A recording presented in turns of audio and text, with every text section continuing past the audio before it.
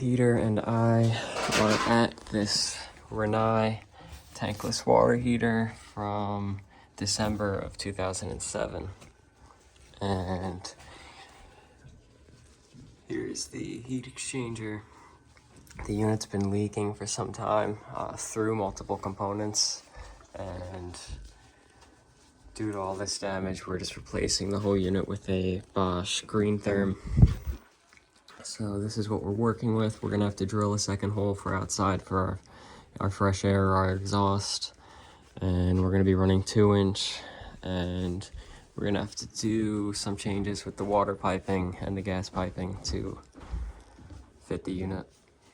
Okay, so here's that Rinnai, and we're pretty much finished up now, but you can see how corroded it is. Sight glass is all disgusting, but I just sprayed all of our gas connections with the big blue micro leak detector, so you'd see some big bubbles if there were any leaks. And it's been sitting there for a while now, not getting any bubbling.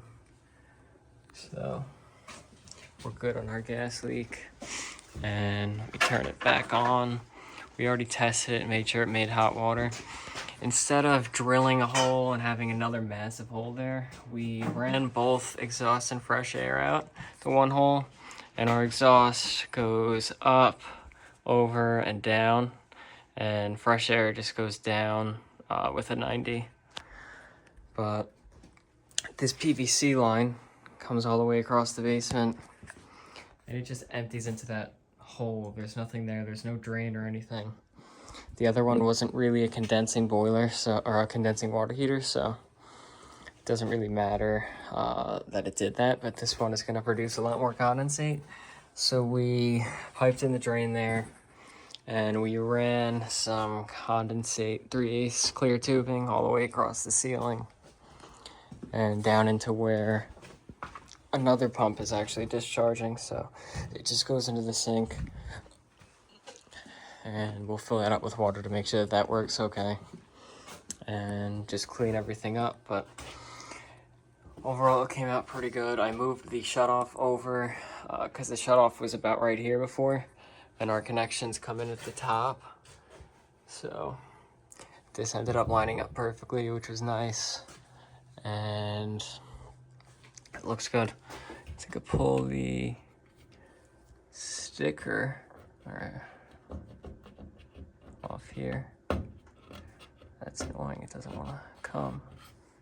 I'll get it.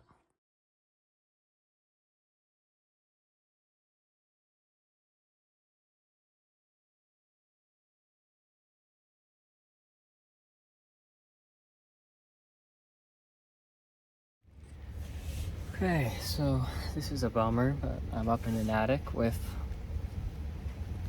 big blue micro leak detector at an install that we did last summer. And I'm pretty sure I soldered these connections in and they were leaking. So I'll show you what I've done.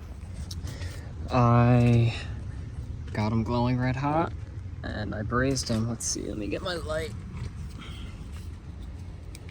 Flowed nitrogen through the system, and I just brazed and tried to get a lot of braze on there. I have everything soaking in the true big blue leak detector. I want to make sure that not a single thing here is leaking, and so far so good. I sprayed everything outside too, but yeah, this stinks. I got here at 12:19 and it is now 12:55, so we have the leak repaired, pressure tested, and we're gonna get ready to hook up a vacuum as long as the pressure test passes. So we'll see. Okay, so we're at 6 minutes now and blah blah seconds. We have gone up by 0.6 psi, so we should be good on a leak. And I sprayed the micro leak reactant on all the outside fittings. I pumped the refrigerant into the condenser, and we had about a pound that we couldn't pump down, so we recovered that. and not so crazy. We're going to hook up our True Blue hoses with the Fuel Piece vacuum pump. Relax on the tightening. It's a big wrench though. And we'll pull shraders and do a vacuum. Okay, so we have the vacuum hooked up and gas ballast is opened. And here's our microns. I'm gonna close this one off to give a more accurate reading of what it is. It'll bounce up and then slowly go back down.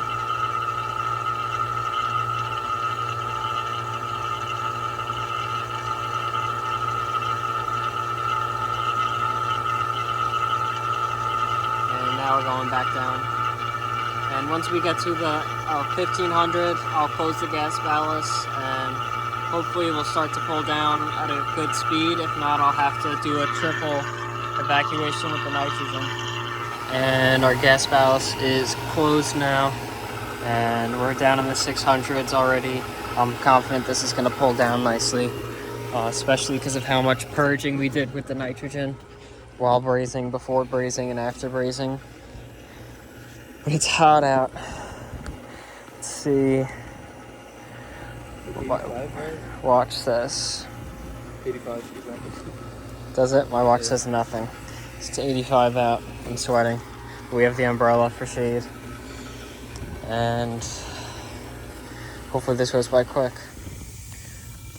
Okay, so I have the vacuum pump isolated and I'm filling the system with nitrogen at not a super high pressure. Now if I take my gauge off, which I can't do, you want to hold the camera? We'll be flowing some nitrogen out of the system.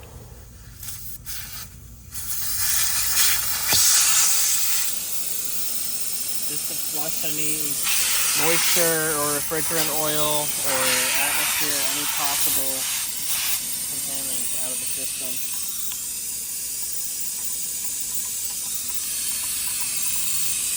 And then we'll let that die off the pressure and we'll hook the gauge back up and restart our vacuuming process. Okay, so we are at 211, 210 and steadily dropping. I want to see if we'll pass the decay test, so I'm going to close these off and start decay test and see if we pass. I'm still going to let it go lower, but I want to make sure that there's no issues with the vacuum. So we'll see if that passes. It might take some time, and if not, we'll keep going and do another test.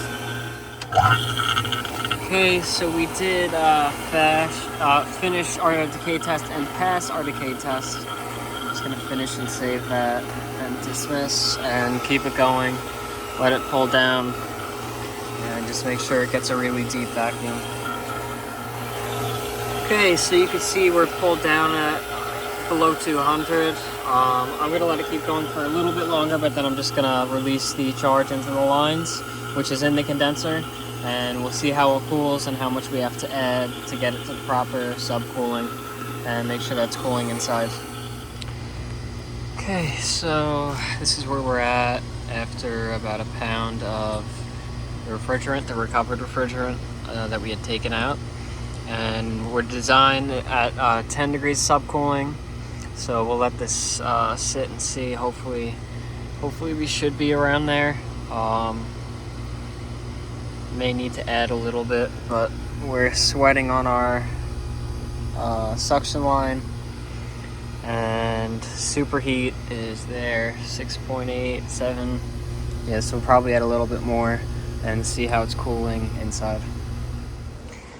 Okay, I'm standing up on this ledge to get my supply air temperature. So far we're at 66, 65. So we'll see where that goes. Okay, so we finished up with that. That stinks. That's the second major leak on the system I've had with Staybrite. Turn right onto Shanks Lane. The first time I had that is actually the reason that I've been using brazing Silphos 15. But is what it is. We fixed it. We got it done in a reasonable amount of time, about 2 hours, which I think is pretty fair. And that's going to be it. So hopefully you enjoyed watching this video. Like it if you did. Comment any advice or criticisms or feedback, and subscribe. Thanks for watching.